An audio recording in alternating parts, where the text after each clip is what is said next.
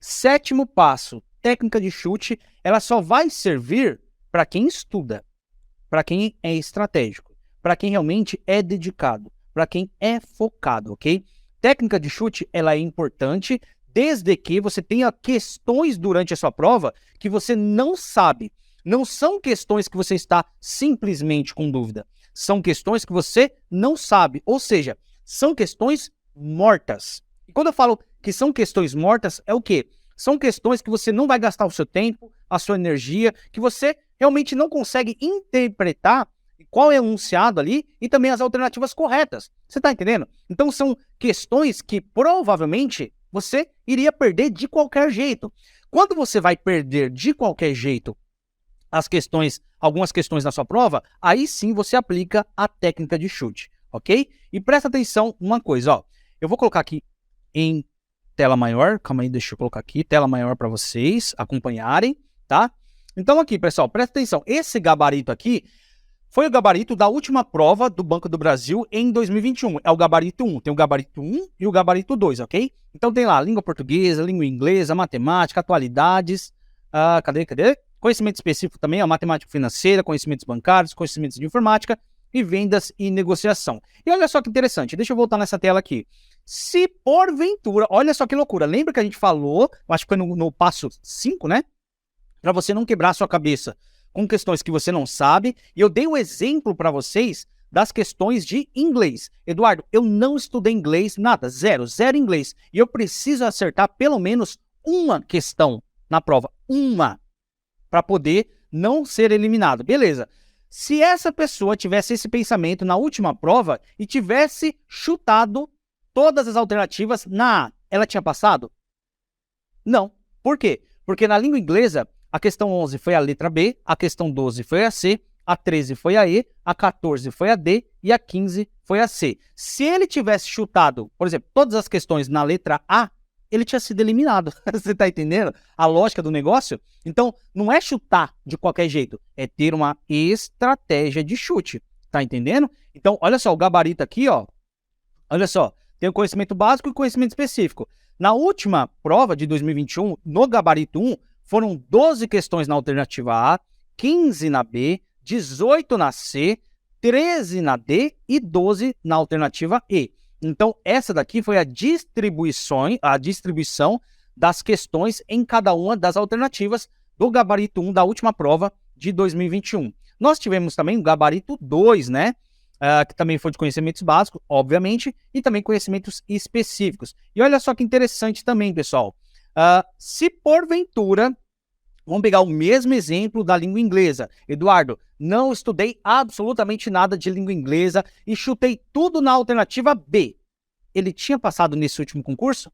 Também não. Por quê? Porque no gabarito 2 da última prova do Banco do Brasil, a questão 11 de língua inglesa foi a letra E, a 12 foi a A 13 foi a D, a 14 foi a A e a 15 foi a C. Se ele tivesse chutado tudo na B, ele tinha sido eliminado de qualquer jeito. Então deu para ver que não é chutar de qualquer jeito. Existe uma estratégia por trás disso. Inclusive, se você prestar atenção, como que foi a distribuição no gabarito 2 da última prova do Banco do Brasil? Foram 18 questões na A, 12 na B, 12 na C, 15 na D e 13 na E. Então, não teve um padrão único e absoluto de distribuição das questões em cada uma das alternativas, ok? Mas, presta bastante atenção agora, tá? Que é aí que vem aplicando agora a nossa técnica de chute, ok?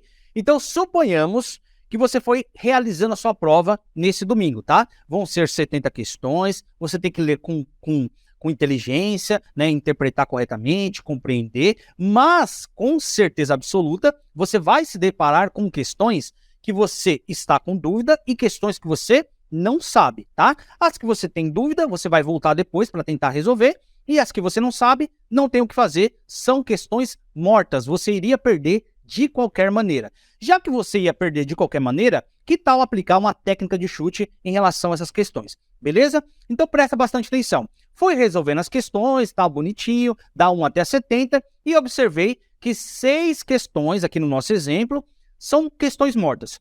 Foram 6 questões que eu não sei de jeito nenhum. já forcei a minha cabeça, já tentei puxar lá da minha memória de longo prazo, não vai de jeito nenhum, não tem como, tá?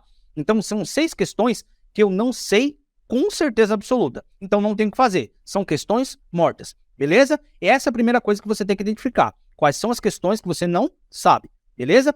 Segundo passo, a Sesgran-Rio, ela tem um padrão de distribuição médio nas suas provas do Banco do Brasil. Qual é essa distribuição média? Se você contar e distribuir as 70 questões perante as 5 alternativas, o que a gente vai encontrar? Aqui do seu lado esquerdo da tela.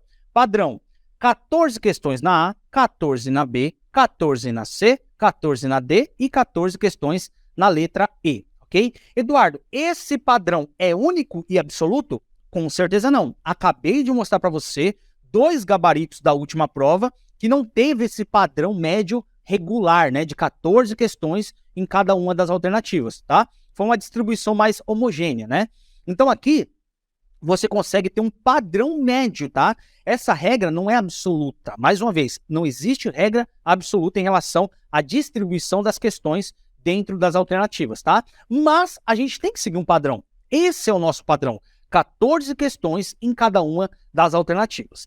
Mas o terceiro passo agora, além de você identificar quais são as questões que você não sabe de jeito nenhum, qual é o padrão da Sesgran-Rio, o terceiro passo é você entender como que foi distribuído, né, as alternativas durante a sua prova. Então, por exemplo, você foi fazendo as 70 questões e foi deixando de lado ali, ó, questão A, B, C, D ou E. E no nosso exemplo, suponhamos que você foi resolvendo a sua prova, ok? E como que ficou a distribuição até aquele prezado momento? Você marcou 12 questões na A, 11 na B, 17 na C, 10 na D e 14 na E, tá? Isso daqui é um exemplo, ok? Suponhamos que esse exemplo aqui foi aplicado na prova de amanhã. Você foi sentar um dia na cadeira lá amanhã, na tarde desse domingo, e foi fazendo a sua prova, e no final da prova você viu que faltaram 6 questões para você marcar no seu gabarito, que são questões mortas, questões que você não sabe, e a distribuição das questões ficou dessa forma do seu lado direito da tela, tá bom? 12 questões na A, 11 na B, 17 na C, 10 na D e 14 na E. Já que você perdeu essas 6 questões, você precisa marcar ela em algum lugar. Ah, Eduardo, já sei o que eu vou fazer. Vou colocar uma questão na letra A, uma questão na B, uma questão na C, uma questão na D e 2 questões na E, tá certo? Eu não faria isso. A probabilidade de você não acertar nenhuma é muito grande. Ah, Eduardo, então calma aí. Vou colocar metade das questões em uma alternativa, por exemplo, vou colocar 3 questões na A e depois uma na B, uma na C e uma na D, tá certo? Piorou a situação, tá? Então, como que você aplicaria até a técnica de chute distributiva? Lembrando que nós temos um padrão, nunca esqueça desse padrão, tá bom? Que é o padrão do seu lado esquerdo da Sesgran-Rio, tá? 14 questões em cada uma das alternativas. Então, como que funciona? Só abrindo um parênteses aqui, existem muitas técnicas de chute, tá? Eu só trouxe essa daqui, pessoal, até devido ao tempo e também para não tentar encher a sua cabeça de técnica de chute, é isso e aquilo, porque essa altura do campeonato não é para você ficar focado nesse determinado assunto, tá? Mas essa técnica de distribuição das alternativas ajuda bastante. Por quê? Tem muita gente que fala assim, ah, Eduardo, isso não funciona, isso não vale a pena, mas deixa eu perguntar para você, as 6 questões do nosso exemplo já não estão mortas? Você não ia perder de qualquer jeito? Então, o que você vai perder se você chutar de forma estratégica? Você não vai perder nada, filho. Você já tá perdido. Você tá entendendo? O que a gente vai tentar fazer aqui é você tentar ganhar algum ponto na prova de amanhã para, inclusive, não tentar ser eliminado. Ok? Beleza? Então, como que vai funcionar aqui, ó? Você vai pegar as 6 questões que você não sabe, que já estão mortas, e vai jogar tudo em uma única alternativa. Ah, Eduardo, como assim? Então eu vou pegar as 6 questões e vou jogar na A? Não é na A que você vai jogar. Por que você não vai jogar na A? Ah, então é na E. Não é na E. Por que não é na E?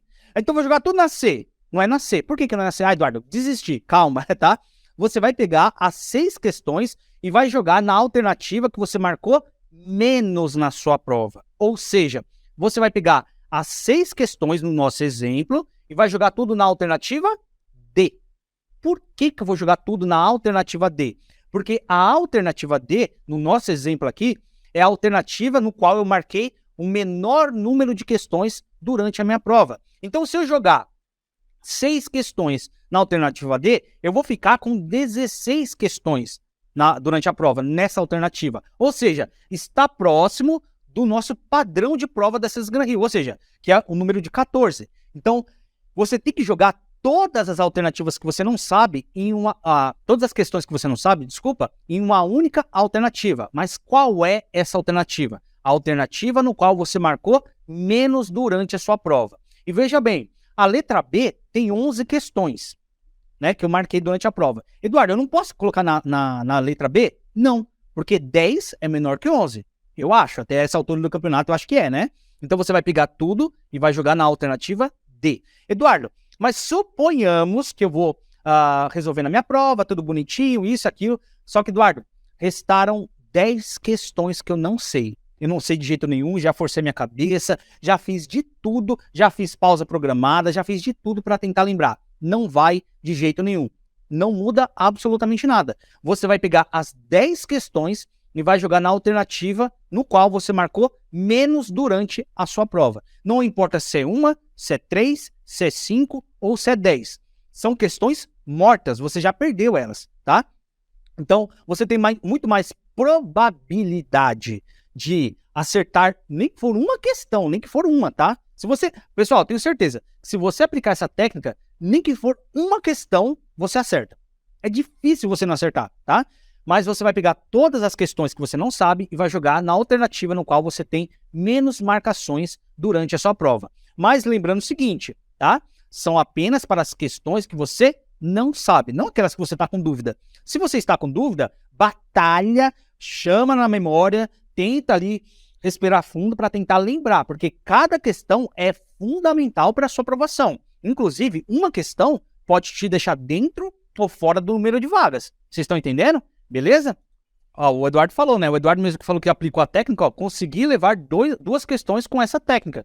Tá entendendo? O M. Beiramar falou o seguinte: apliquei em uma prova da Marinha em 2019, consegui acertar 4 em português. A Beatriz falou, massa, vou usar como último recurso. Parabéns, tá? O último recurso, tá? Último recurso.